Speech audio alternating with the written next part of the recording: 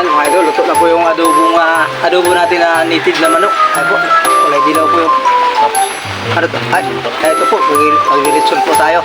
Tapos na po yung adobo, palit naman po natin yung lilitsonin. Ayan po mga idol. Sobrang taba ng native. Ayan po. Ito na mga isasalang natin mga lods. Ayan. Mga lods, kain po tayo. Ayan. Ayan po yung maging ulam natin ngayon mga idol. Ito ang hapunan. Mga idol, magandang hapon po sa inyong lahat. Maraming salamat po sa pagsubaybay nyo po sa aking video. Ito lang po yung ating kwan. Ngayon. Ayan, continue na yan. Wala, kita.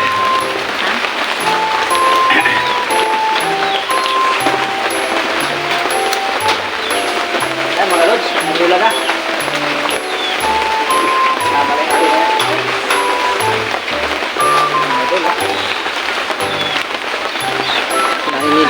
Nainilaw yung karne na native na manok mga idol.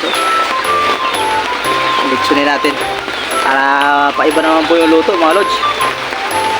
Ayan. Pinupunasan po natin ng oyster sauce. Oyster sauce ba? Oyster sauce po mga lods. Pinupunas natin sa balat. Yung prito dyan, pampalasa po mga idol.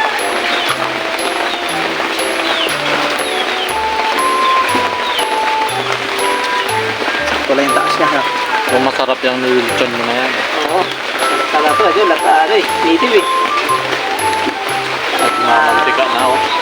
Nagmamantika lang mga lods oh. Chokes tubo ng bayan. Chokes tubo yung dating ba? Aso lang manumano yung pag-iikot natin ano? Gano'n na po mga lods. Sobra na sa oras yata. Po mga idol.